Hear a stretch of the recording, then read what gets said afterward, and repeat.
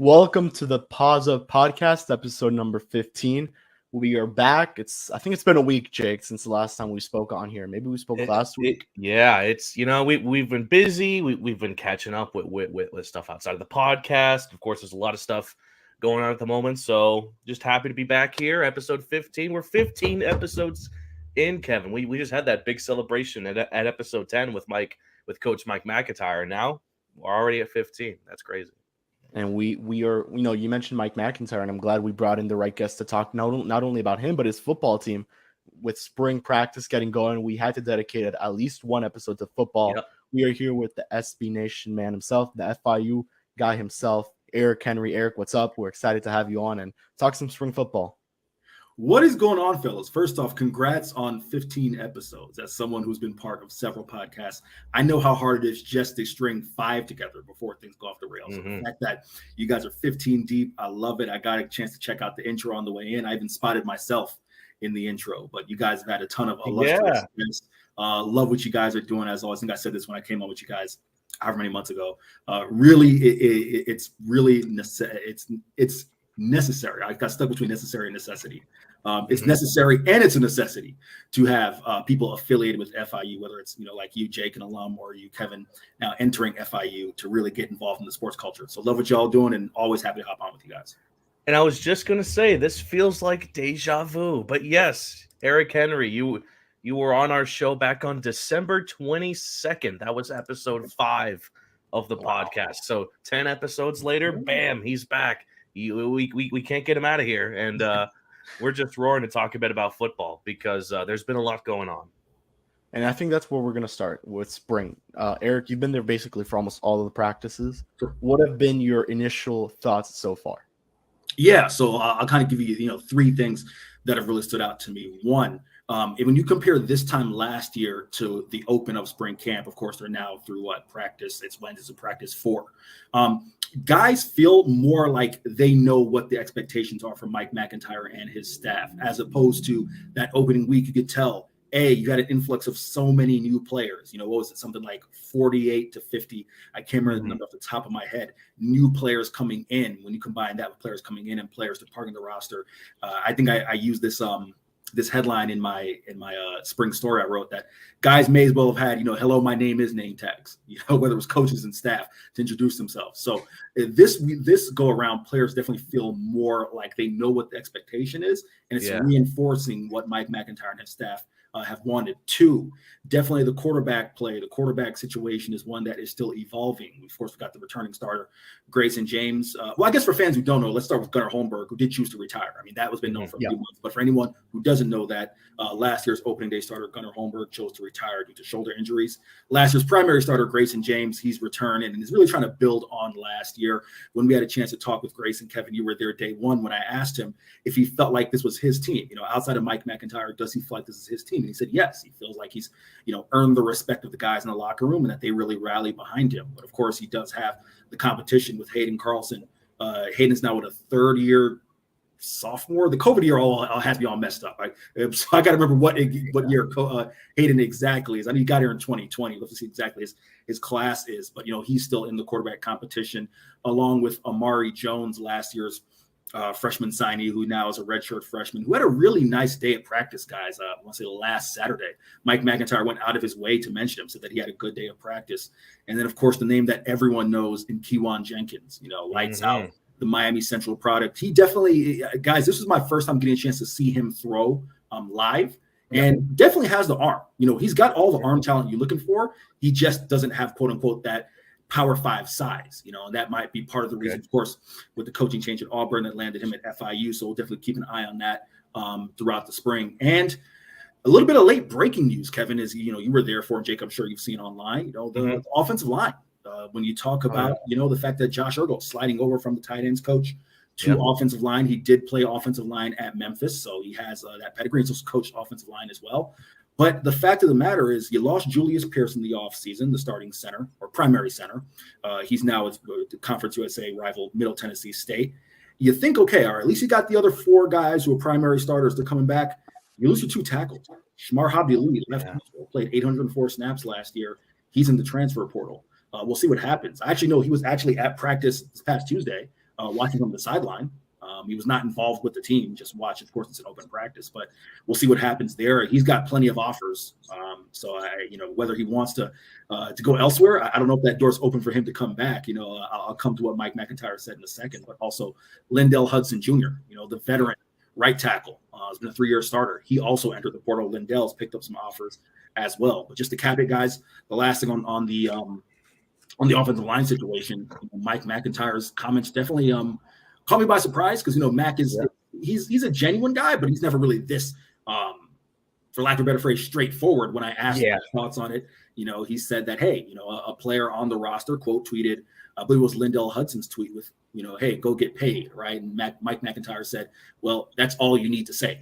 He feels like that's the direction of college football. And I mean, that go get paid in my mind, guys, I mean, that can be interpreted in many ways. I mean, a lot of guys, they're cheering for, their former teammates, right? Like, hey, go get that money, go, whether it's the next level or whatever it may be. But Mike McIntyre took that and saw that and felt the need to emphasize it on the record. So we'll see how that affects FIU, as of course, there will be another opening for players to enter the portal after spring. So we'll see if that affects them. But yeah, I mean, those have been the 3 things that have really stood out so far in the early part of spring practice. Yeah. And just to clarify, Carlson is a redshirt sophomore. So that's a classic. Okay. That's how messed up this whole COVID year got it. But yeah, you're right. And Kewan Jenkins has looked overall pretty good. I know we saw them with pads the first time on Saturday. Yeah. He looked, I don't know if maybe you agree here, but he looked a little bit overwhelmed. Just didn't get too much going there offensively. I guess the best name out of the QB so far has been Grayson James, which makes sense. He's the one who's played with the offense the longest. He's had, the most experience there. He played with them last year. He's a starter. And then Carlson has looked pretty good as well. Yeah, Kevin, I don't know that I would say that Kewan looked overwhelmed. I mean, I guess by my eye, when you talk about a true freshman coming in early, graduating high school early, it looked very much to me like, put to you this way, it's very obvious when you have freshmen or even like JUCO guys who come in who are at the FBS level and things are moving so fast and they look like they're all out of sorts, right? With Kewan, did he necessarily come out there and, do enough in week 1 to be like, all right, he's a true contender for the job? No. But in my mind, he at least looked like he belonged at the FBS level. Now, Kevin, to be fair, and Jake, for you too, to be fair, this could have just been my expectations of what I was expecting from him, being a low baseline, and that he exceeded those. I don't know. But I wouldn't say he looked overwhelmed. But with that being said, and this is where, I don't want to take over hosting the show, but I do want your guys' thoughts on this. I've been on the record as saying this. This is just purely my opinion. If we get to this point if we get to the end of spring and neither Hayden nor Amari nor Kewan has done enough to win the job, right? To where you say Grayson still is, for all intents and purposes, your QB1 heading into fall. At that point, after 3 quarterback competitions that Grayson's been a part of with this staff specifically, right? At this point, you should know enough about Grayson James to then carry that into week 0, because they're playing week 0 at Louisiana Tech. In my mind, if no one's done enough to truly narrow that gap, I think you need to ride Grayson into week 0 and see what you have there. Because the fact of the matter is this, guys, and I'll let you guys, kind of get your thoughts on this. Yeah, experience definitely matters, right? In a position such as quarterback. And yeah, Grayson has been here for quite some time, and he's seen weapons at his disposal and linemen that have protected him come and go. So you can have the experience, but when you have to pretty much go around a revolving door of new players that have to protect you in the O-line or you have to throw the ball to either the tight end and especially receivers, which we'll talk about later. I think the receivers might be one of the most interesting aspects of spring training to see who's gonna step up for FIU. But experience, I like the fact that Grayson has looked good. I mean, you would expect that after all this time that he knows what to look forward to with these spring practices, and of course I'm assuming he has the trust of the coaching staff and McIntyre more than most other quarterbacks that are there. I would assume. So I would say if Grayson ends up being the guy, then I'll be okay with that. Though it will disappoint me that the average fan or person looking into this will be like, oh, you need to put in the local guy, the hometown hero. He needs to be and if he's not ready for that, then he's just not ready for that. It is what it is. And just to add on to what Jake said, I would love to see Grayson behind a healthy offensive line. We didn't see that last year, basically. No. Besides maybe that opener against Bryan and maybe a couple weeks after that, we did not see Grayson under a healthy offensive line. We didn't see him with a fully healthy team. A lot of injuries hurt FIU last year, especially on the offensive line. We saw how much they struggled, Eric, where they got to the point where they were really just out there running the ball, getting really short passes in, which is part of the offense, but you would like to see them push the ball down a little more in a quicker fashion. That's definitely something I would like to see. And Grayson has the arm to do so, and he really does have the ability. He's fast, he's mobile, he could really extend plays. I do think Grayson should be the starter, but then that's where Jake comes in, and we've talked about this as well, Eric, where we see student section, they know about Kiwan, they know how the hype, what this guy could turn into. If he reaches his ceiling here at FIU, they're going to be calling his name out in the stands. And you said it, the cage is not too loud, so they're going to be hearing that very clearly. That's it. Jake, Kevin, you guys nailed the point that I was going to come to afterwards, which is this. FIU has not had a local product who's been a star since T.Y. Hilton. And then when you talk about not only just a star, someone who was a star in high school, this is no disrespect to T.Y. T.Y. was a very solid player in Miami Springs, but he didn't come into FIU with this, someone who won multiple state championships like Kewan Jenkins. So if you talk about the fact that, hey, you get 3-4 weeks into the year and things aren't going well, not only the student section, section 112, you guys have covered games at the cage.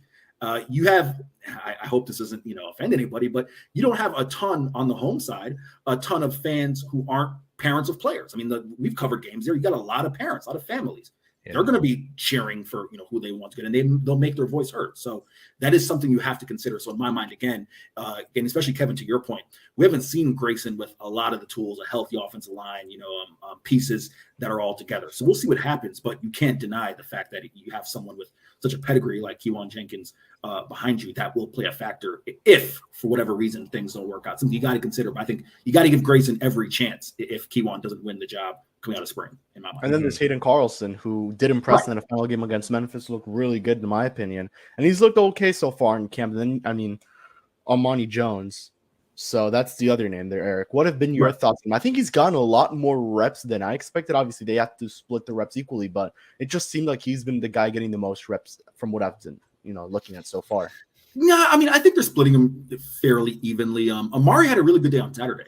Kevin, I don't know if he knows this as well, but Amari connected with Eric Rivers, the Memphis transfer. I know, Jake, you want to talk about the receivers a little bit. I'll let you carry it into that in a moment. But Amari does look like he's progressing. And self-admittedly, I didn't think he would be too huge of a factor in the quarterback competition this year, just because of the fact that you have a returning starter. And then you have, again, as you mentioned, Hayden Carlson, who had a game against Middle Tennessee State that he can actually build off of, show some of that potential.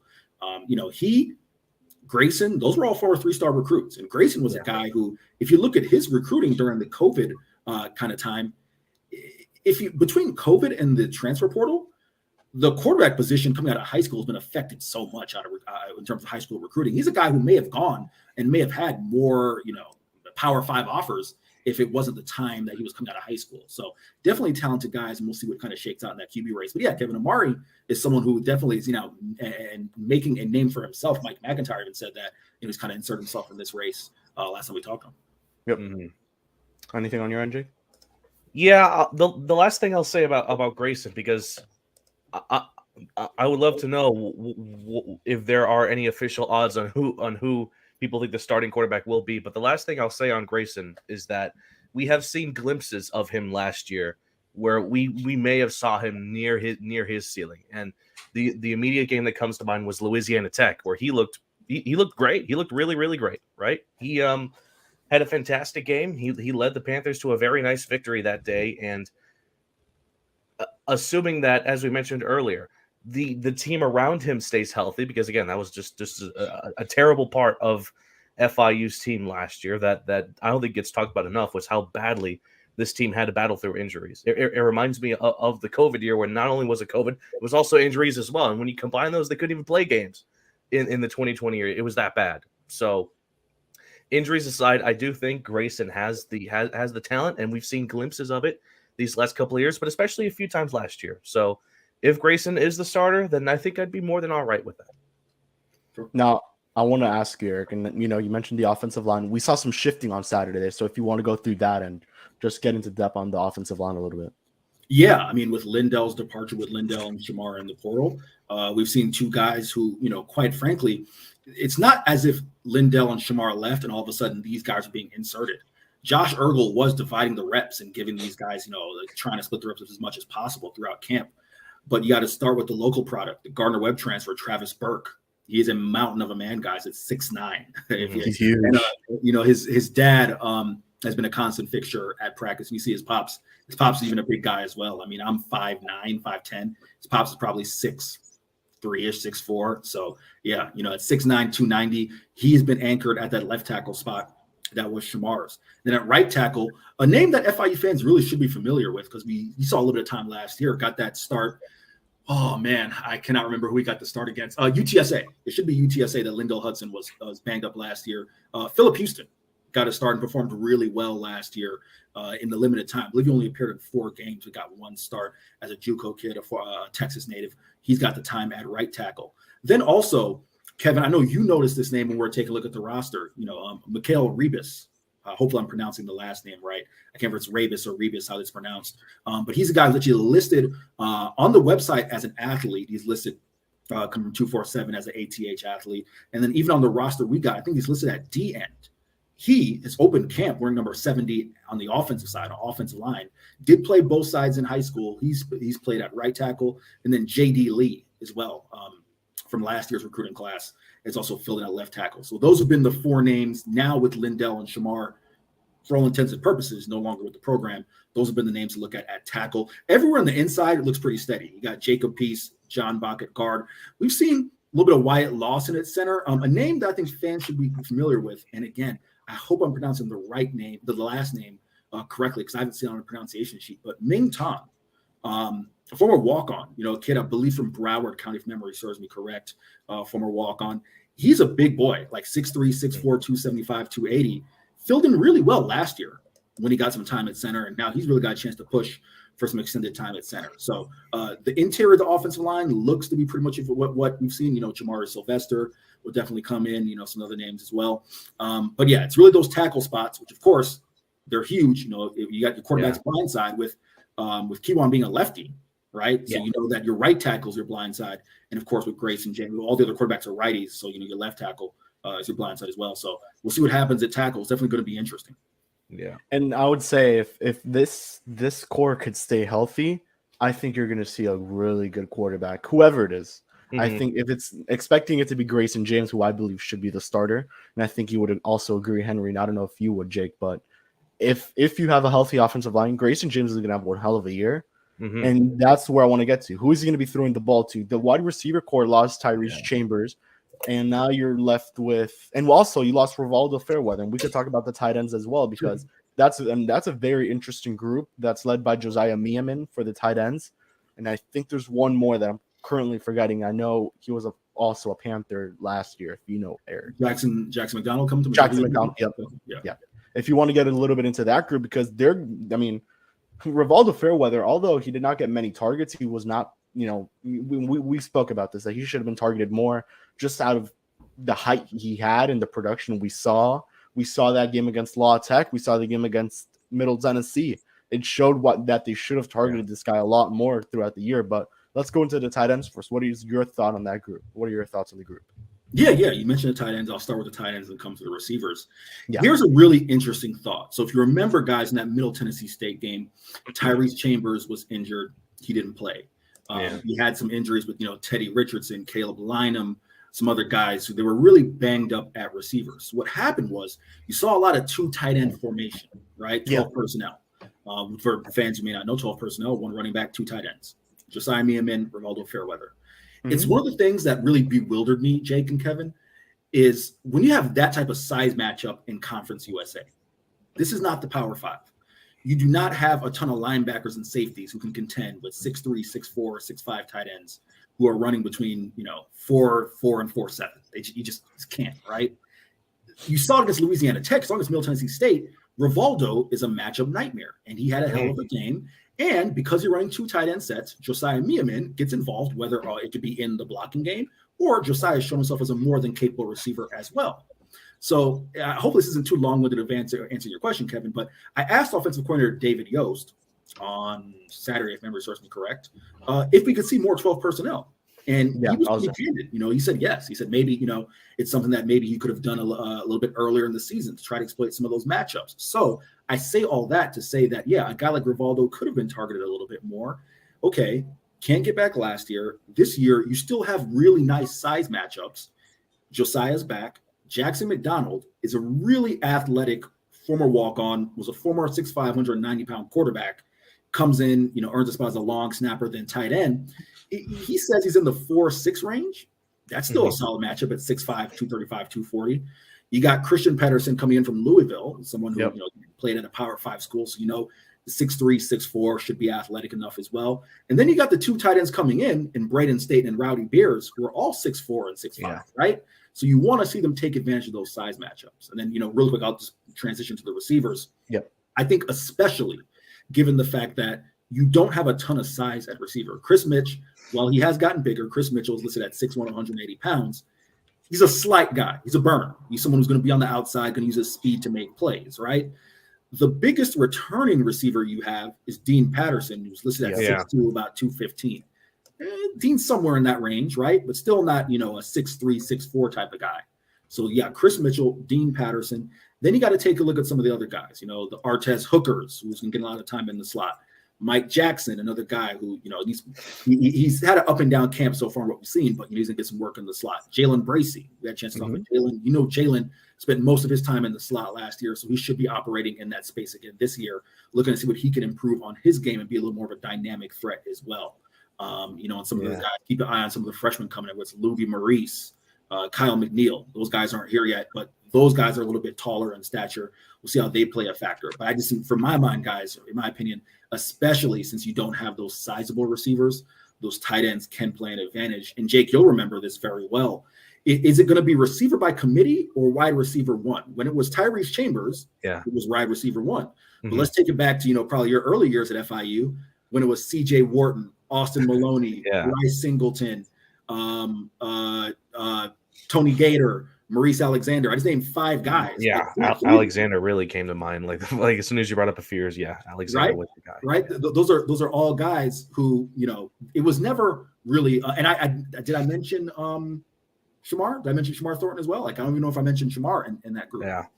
Those were 4, 5, 6 guys who none of them came, really were the wide receiver one, but as a collective group of targets. Yeah. You couldn't ask for a better group of core receivers for James Morgan. So is it something more like that we see this year? We'll see. Well, something I'm wondering, Eric, off the top of your head, have you seen a new wide receiver that has a similar skill set to that of Tyrese at all? I mean, we all know some of the skills that made Tyrese Chambers such a dangerous receiver to try to guard. Are there any wide receivers you've seen that even look a little bit like what Tyrese was able to do? Well, I mean, I think I wrote this. You don't lose a Tyrese Chambers and get better in your receiving room, right? Like Tyrese.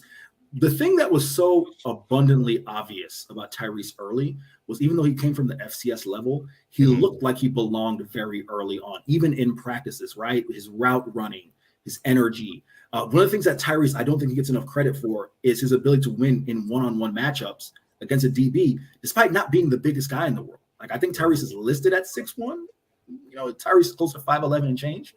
But you guys saw it even in the Bryant game, right? When you had to go down to him in the red zone. You feel comfortable throwing him a one-on-one ball. Jake, 2021, when he broke all those records. There were plenty of times when he just had one-on-one matchups downfield. Yeah. He hauls in the pass, right? So to your question, no one's really exhibited that yet, right? Like Chris Mitchell showed a little bit of that last year in the Charlotte game when he went one-on-one with I'm forgetting the Charlotte DB off the top of my head right now. He shows a little bit of that. Eric Rivers, the kid from Memphis, is definitely showing some playmaking ability, but no one's shown like that combination of being able to say, hey, like, here's a one-on-one matchup. We can go your way. We know you'll come down with it, like Tyrese has in my mind. Yeah. Jake, anything else you want to add? I am interested. I haven't been able to make it to interview practice just yet. I'll get there. All right. You'll see my face eventually. Don't worry. But on a similar question to that, of who reminds you the most of Tyrese Chambers? Let's flip it over to the tight ends group. Is there any tight ends that could be similar to Rivaldo in that sense, in set of skills that way? You know me, guys. I try to be an optimist. I try to be positive. No. There's no one. Listen, you know how rare it is. I think I wrote this, to have a 6'5", 240-pound tight end who runs in the 4.4-ish range at the group of 5 level. Like, it's rare.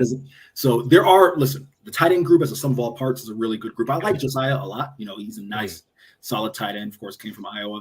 No one's going to remind you. No one's going to be able to run away from a defense the way that Rivaldo Fairweather can. You know, so offensively, again, things are going to be a work in progress. I think the defense, you know, Kevin, you've seen a lot of it in the early part of camp. That's going to be a group that I think has a chance to really excel in year 2 under Jovan DeWitt, because you've got some players coming who may fit that 3-4 scheme a little bit better. Yeah, that's something actually I think I want to get to. The defense. It's looked very good so far. I mean, you've had your main guys with Reggie Patterson, the new guy, JT Anderson, Jack Daly's been there. You've had your main guys. You bring in Avery Huff from the University of Miami. They, you know, even though they lost players on the defensive end, Dorian Hall's now gone, a couple other guys left. You bring in guys and you really don't feel too bad about where your defense is at, especially now when you kind of keep the same system that you had last year. You could bring it into this year. There were moments where the defense looked good. I know that Middle Tennessee game, although they gave up a good amount of points, they kept the quarterback pretty tamed overall throughout the game, is how I would say it. Yeah, I mean, I think, and Jake, you probably would agree with this being an alum, cautious optimism with the defense, because we've been hoping for an improved defense for many years now. We're going back to, you know, really the glory days of the Butch Davis era. We've been hoping for improved defense. Obviously, it all starts up front, stopping the run. That has been an issue ever since I've covered this team. I'm going on year 6, and it's been an issue stopping the run. So you talked about Jack Daly.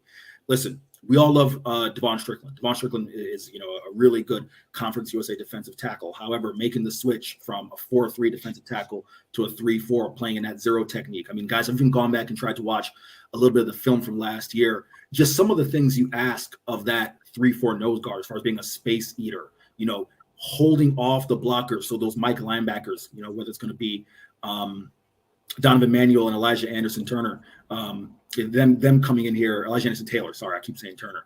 Them coming in and making the tackles. Jack Daly's all of 6'3", 335 pounds. Like, he's a better fit as that zero technique nose guard. You know, I was talking with Jordan Garrod, I think it was on Saturday, asking him some of the nuances of being a 4-3 defensive tackle versus 3-4, and just the responsibilities that are asked of you. So having guys who fit that scheme should help the defense. And then you talked about, you know, really some of the things in the secondary, right? You lose Dorian Hall, you lose Andrew Volmar, right? You know, Henry Gray left last year. So you bring a guy like JoJo Evans, who started at Kent State. You got Jamal Potts coming back. You got CJ Christian coming back from injury, Hezekiah Massey's, you know, others, of course, Demetrius Hill. So I really think this defense, if they can gel together in this scheme in season 2, that should be huge. And I'll say this: the ceiling for this brand new defense, when compared to last year's, it's kind of low. When you look at the amount of points that the FIU's defense gave up in droves, like from week to week to week, they would give up over 30, 40, 50, over 30, 40, 50 points in rapid succession, and they would have they would have some moments where they looked pretty good against that Charlotte game, limited the 49ers to 15 points, I believe. But at the same time, 2 and 3 weeks later, they gave up 52 points back to back against North Texas and FAU. The defense last year had a lot of missing holes, had a lot of skills that they could not meet to provide a worthwhile defense. So, Eric, what players have you seen so far that you think could best fit those missing holes, specifically from what you saw last year? Sure. So just to be fair, Jake, I mean, those 2 games you outlined, it was one thing I will say.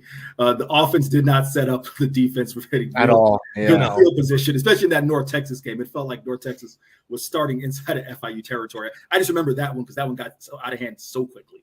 But nevertheless, to your question, yeah, I mean, listen, I do think you got to keep an eye on Elijah Anderson Taylor, right? He's going to come in and fill that void that was left by Gaithan Bernardell, who's at Stanford.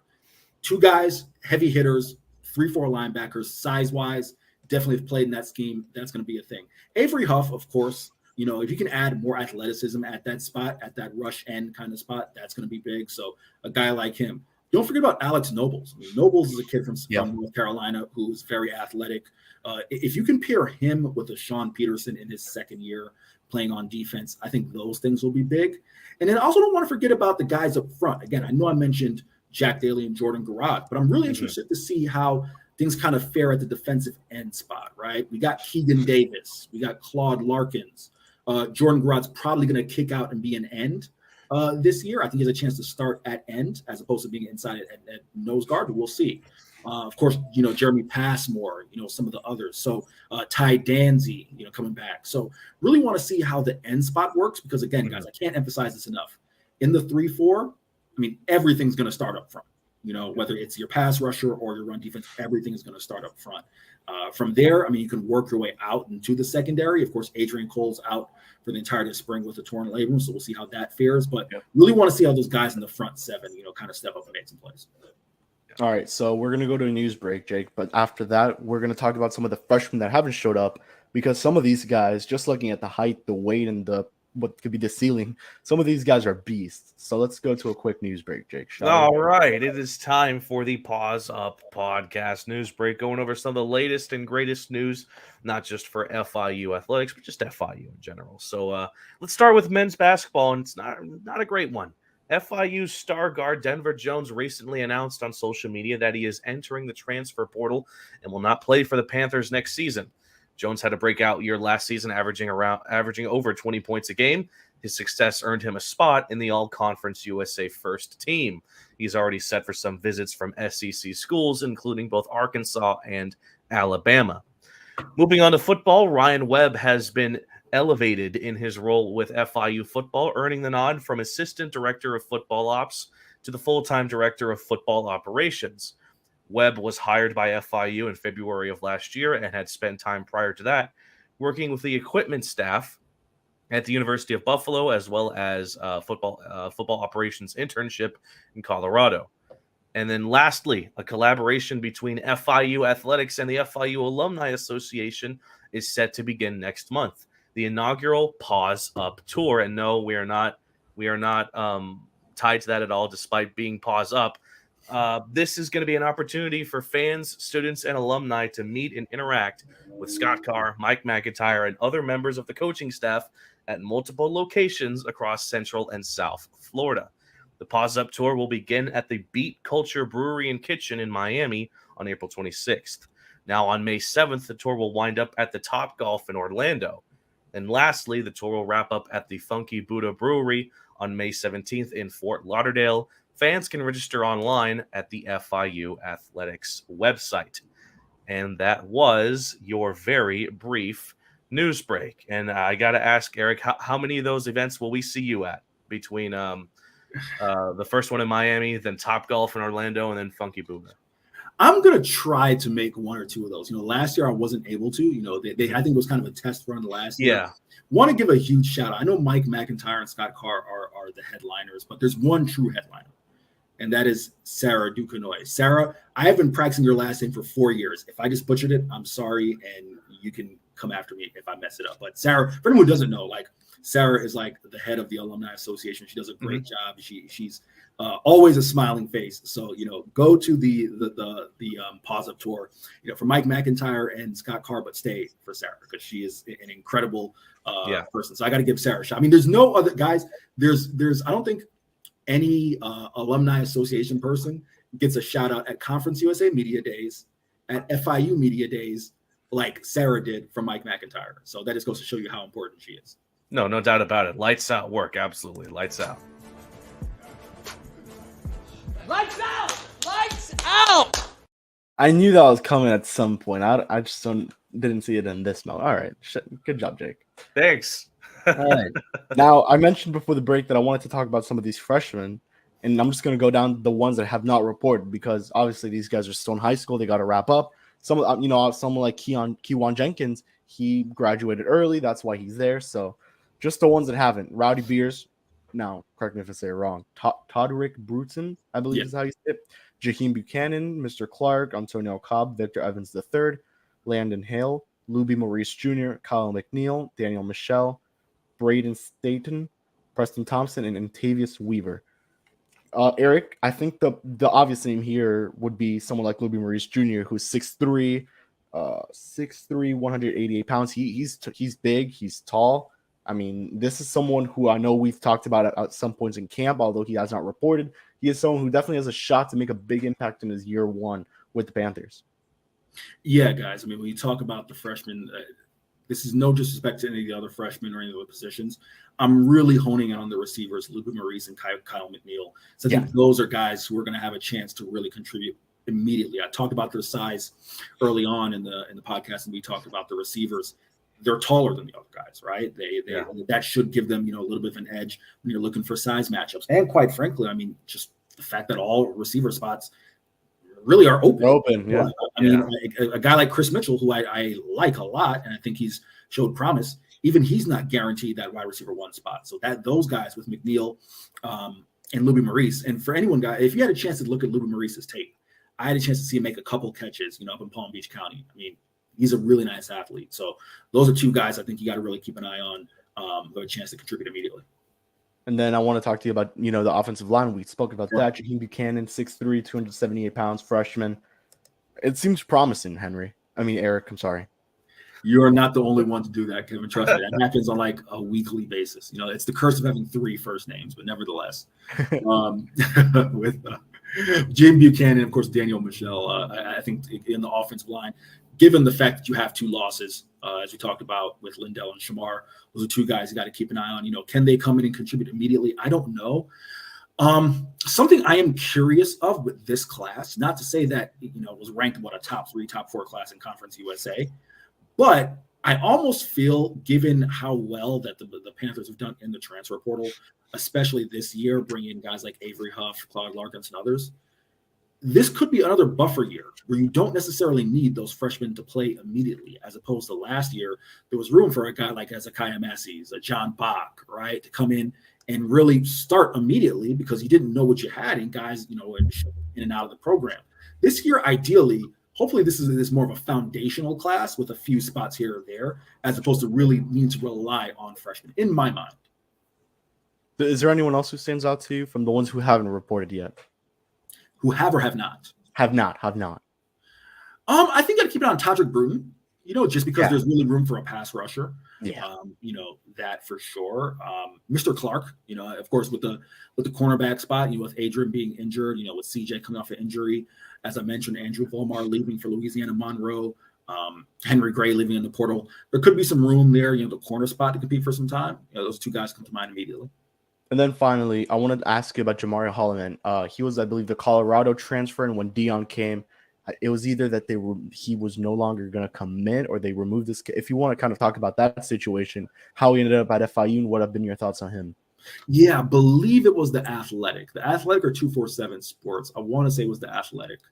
I'm 99% sure it's the Athletic that wrote a piece, saying, hey, the Dion recruits, right? Or excuse me, the Colorado recruits pre-Dion. Essentially saying to all those kids who had their scholarship offers pulled, what happened to them? That is essentially how he ended up at FIU. I mean, FIU was in the running, but he was a Colorado commit. And then, of course, Deion Sanders came in, has been, very vocal about the fact that his guys are going to be his guys, and everyone else, hey, tough luck.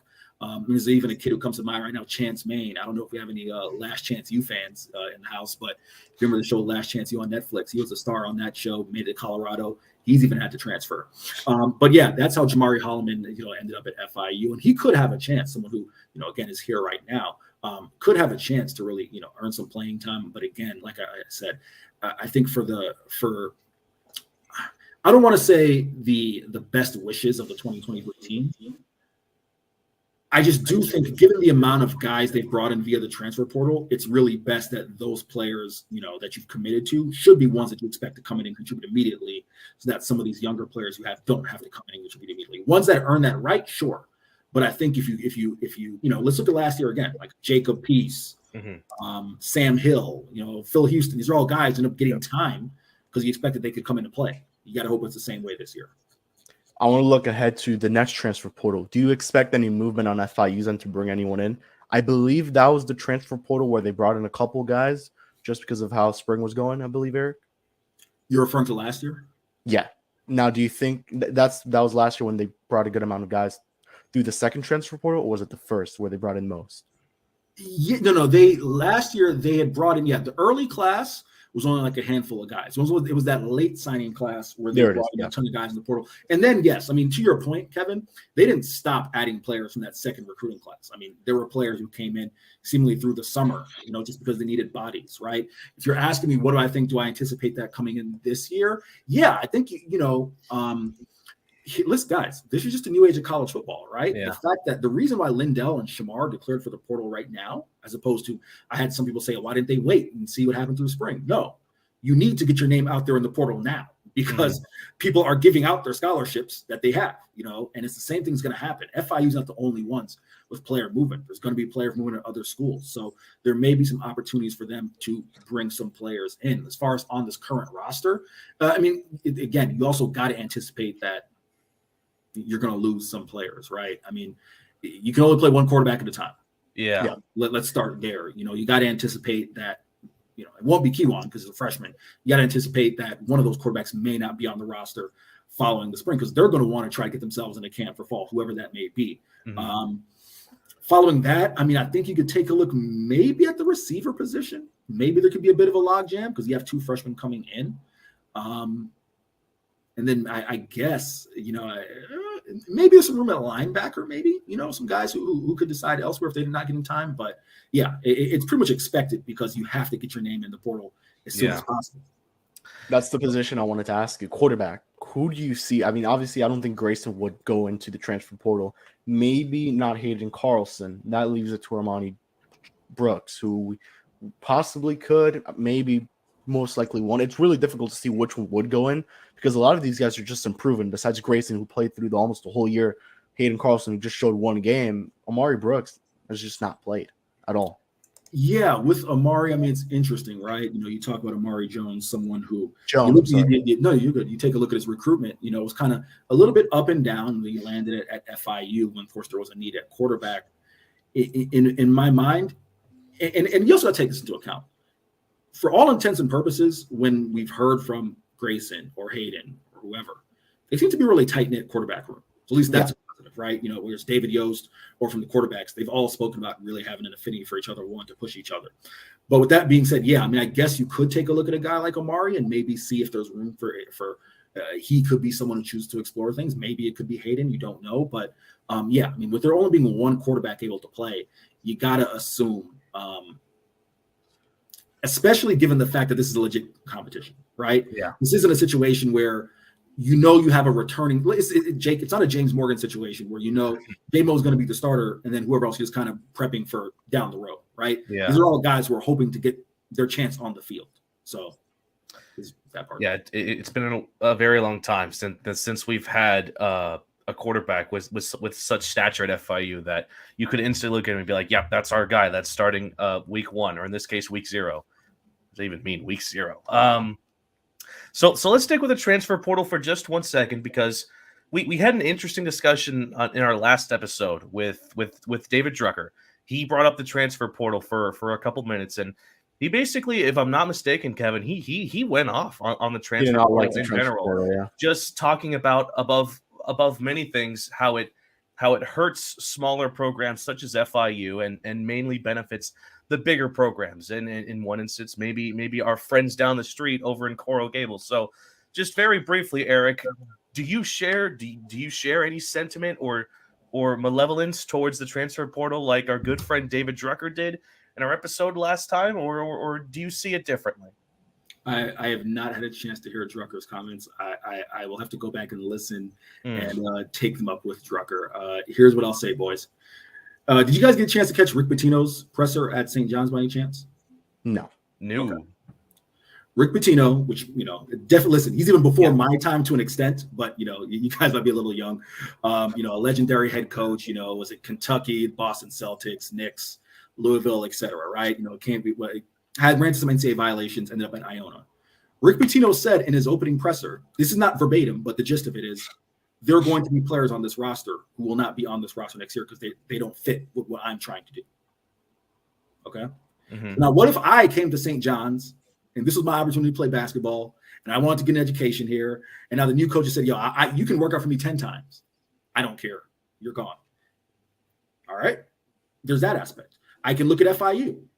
And listen, I'm not shading any coach for leaving. It's a free market.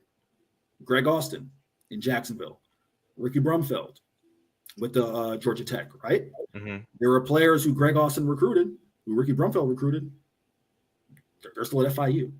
Mm-hmm. I don't listen. I understand for those who want to make the loyalty argument because you have you're a fan of a team, right? And you want to build a relationship with your players. Just don't come to me with transfer portal and talk about how it's a bad thing or how it's this, that, and the other, and don't hold coaches to that same standard, right? As long as coaches can up and leave for different jobs. Look at Jackson State. Every day, it seems like I look at a player, there's a Jackson State player in the portal, players who Deion Sanders recruited to Jackson State, Mm-hmm. FBS guys, recruited them to not only an FCS school, but an HBCU, and he's gone, right? So at the end of the day, I transferred schools, and I don't think a student athlete should be held to a higher responsibility than me as someone who was a student athlete and then transferred to UCF to be a regular student, or as a coach who decides to up and leave. If you want to get into the NIL discussion of it, that's a different discussion.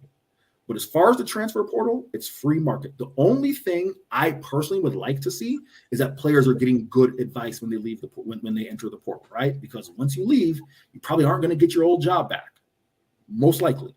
So all I hope is that they're getting good advice. But outside of that, I mean, I love Drucker a lot. Drucker's a friend. Drucker's one of the first guys I met on the FIU beat.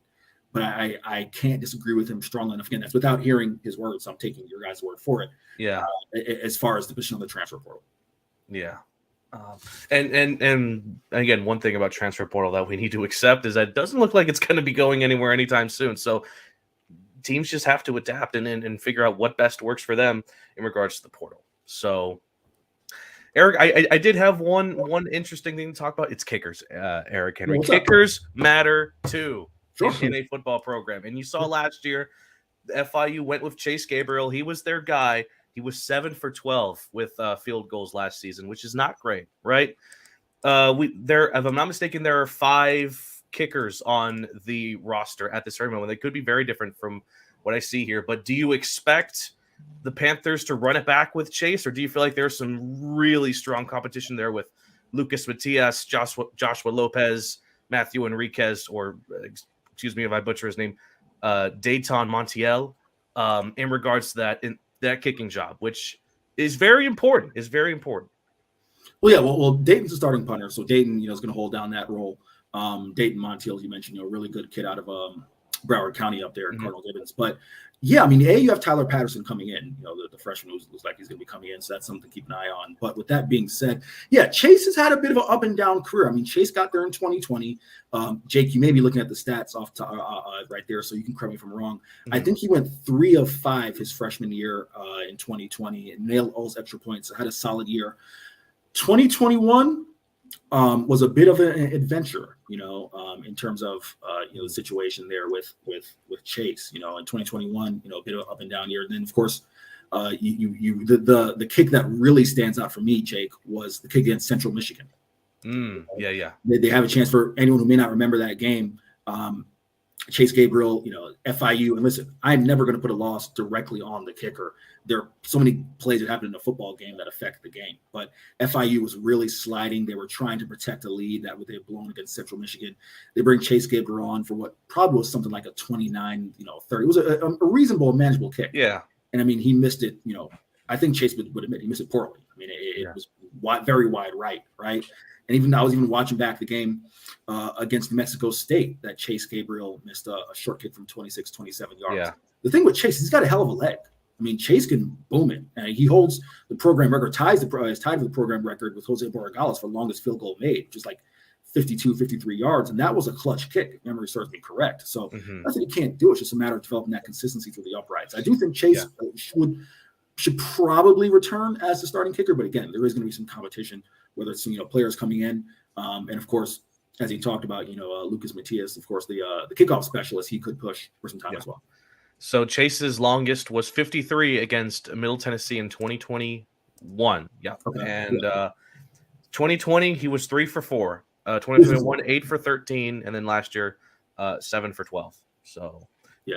So it's just been a matter of, kind of building the consistency, but you really want to see him, especially on those short kicks, those reasonable kicks. Those are the ones that when you put your kicker, especially in today's college football, from 35 yards in, you should walk away with 3 points. Mm-hmm. And, Chase has missed a few of those. So you want to see him build up that confidence and consistency. Another thing to keep an eye on, Jake, since you mentioned it, Kevin, I think you were there for this. The first kick that I remember seeing, I don't know if it was the first kick of the spring, but in pads, they went full pads on Saturday. It was blocked. And that was Chase's kick. So you definitely want to keep an eye on, the entire special teams operation to make sure that Chase is getting every opportunity to make that kick. Yeah. Anything else on your end, Jake? Or I think we're good to go. I did have one last question. Of course, we've already taken a look at the 2023 schedule. Lots of great opponents, a lot of interesting scheduling all around. Cough cough Wednesday football, right? But I'd like to ask you this: how important do you think it'll be for the public eye to see this FIU football team, once spring practice is over and they're ready for the season to begin the season, not against, let's be brash here, a deliberate cupcake school like Maine University at home, but instead of that, they're going to start their play against a team that they know well, against Louisiana Tech. How important do you think that is for the public to watch this and really get a feel for what this team is when they're playing against a real team instead of the University of Maine? Jake, again, I'm not trying to be difficult, but with all due respect, I mean, we're not that far removed from the 2020 year when Jacksonville State walked into FIU and walked out with a victory. And Bryant, but you know what I mean, right? Like the last couple of years, it was Long Island, and then Bryant. It's these schools that you start the season with. It's not just FIU. We see schools all over the FBS do this. So Jake, just so I'm understanding your question correctly, are you asking me how important is it for fans to see it with a more important opponent, or how important is it like team-wise?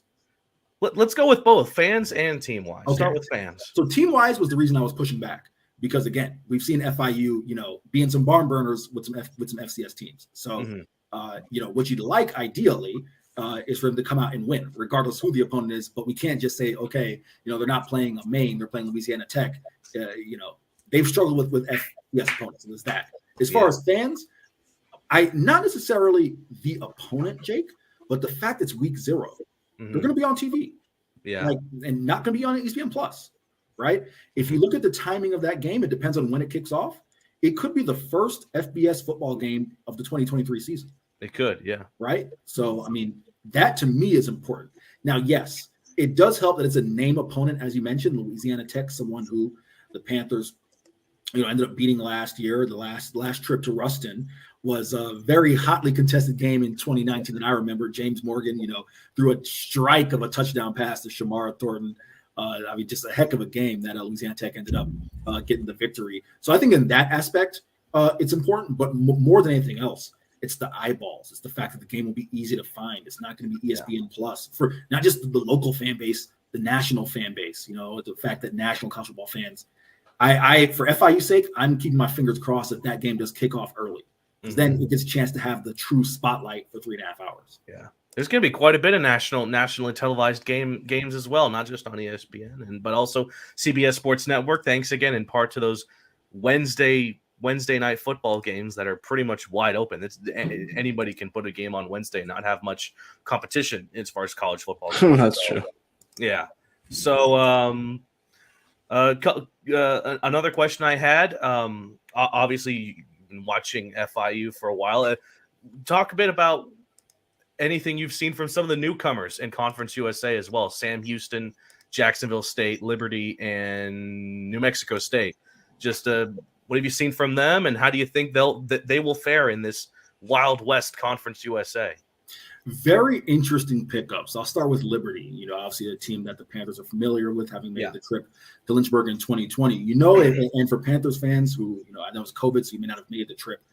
Williams Stadium, that is not a G5 facility. That is a Power 5 facility. Liberty as good as it gets. As good as it gets. They have all the infrastructure there at Liberty. Obviously, Jamie Chadwell coming in, replacing Hugh Freeze, who's now at Auburn. That's an interesting fit. We'll see Jamie Chadwell. For fans who want to get familiar, just take a look at Coastal Carolina football. Grayson McCall, one of the most exciting players in college football. He's going to be bringing that style of offense to Liberty. So keep an eye on that. Definitely interesting. Then you talk about Sam Houston State, someone coming again, team coming up from the FBS ranks, along with Jacksonville State. Jacksonville State coached by Rich Rodriguez, the former Arizona coach, the former Rich Rod was at Michigan. There we go. I was trying to remember off the top of my head. So certainly have, some big name coaches coming in to FCS schools. And I think if you're a Panther fan, you would like to think automatically, just having by the benefit of being an FBS program now for 13, 14, 15 years, you don't want to see those programs quickly eclipse you, right? Mm-hmm. That's what you don't want to see. And a reason I mention that is you take a look at James Madison, who was in the Sun Belt last year, and their first year of FBS football, they made a statement. So you do not want to see those programs in their first year of FBS football look like a more competent football team and a more competent football program. That would be frustrating. Then you talk about New Mexico State coming in my mind, under head coach Jerry Kill. Jerry Kill, one of the longtime coaches in college football, a really good head coach, got them to 6 wins, got them to a bowl game last year. I believe they won their bowl game, if memory serves me correct. Now they get a kid in Eli Stowers coming in from the Power 5 at quarterback, is going to push the, kind of really push their quarterback situation there, because New Mexico State had a situation there with Diego Pavia and Gavin Frakes, 2 quarterbacks that FIU saw last year, very talented quarterbacks in their own right. And again, a team that shot the hell out of, quite frankly, the college football landscape by getting to 6 wins. Because if you take a look at New Mexico State under Doug Martin in the 11 seasons prior, they had gone something like 24-63, Jake. They were not a good football program prior to Jerry Kill's arrival. So definitely some names that I think if you're a Conference USA fan to keep an eye on. I'd just say really quick, the name you probably want to keep on most closely is Liberty. Liberty should be able to contend for a conference title immediately. Yes. Sleep on any of those other programs. Yeah. So lots of new faces in Conference USA. I think, is it next year or 2 years from now, they're going to add Kennesaw State in there as well. I'm not sure exactly when that is, but conference is open for anything. So last question I'll end on is, and I know it's way too early for this question. As a matter of fact, we're probably going to need to bring you back in at a future time to maybe discuss this a little bit further. But if I were to say that the over/under for wins this season was, let's put it at 4, because that's how many wins they got last year. How confident do you feel that they will either get more than 4 wins or less than 4 wins this season, just based off of what you've seen, spring practices, the new additions of the coaching staff, some of the new players that have surprised you, as well as the returning players that you've seen? Just based on what I've seen, I would say more. Now, here's the caveat. Okay. Is that more enough to get you to a bowl? I don't know. Not right now. It's still a little too early to tell. Quarterback situation, new players coming in, offensive line. Still a little hard to tell. But if you kind of catch my drift, and I say they're going to be more than 4, but you don't quite know if it's a bowl just yet, that kind of puts you right around that 5 range. But with that being said, I do think that, the ceiling is much higher than that. But right now, that's all I feel comfortable going with, just given, it's really early in spring. We've got to see how quarterback situations shake out, some of these other programs. So we'll see. Yeah. So I think we're going to end it here. Eric, thank you for joining us once again. I'll be seeing you hopefully maybe in a week when we'll go back out there. Right now, for me, it is Marlins season. Jake knows that. Oh, yes, sir. But Jake, any last words? No, just again, Eric, thank you for joining us, and now you're a part of that Paws Up podcast history of a guest being on twice. You joined Jonathan Mayer in that regard. So good job, Eric. We're proud of you, and again, thank you so much for spending some time. Have you updated the wall behind you? Added some more passes to it? I need to, guys. I haven't had a chance to put last year's passes in. So you see, I got, Texas State. I got Bryant right here. I got Western Kentucky. I got New Mexico State. We're getting kind of full there. So what I'm thinking I'm going to do is get like a nail and put it somewhere, there, and then like hang them over the nail so I can throw all the last year's. So got to update them. All right. So we're going to end it here. From Jake, from Eric, myself, we will see you guys all in the next one next week. Peace out and Paws Up.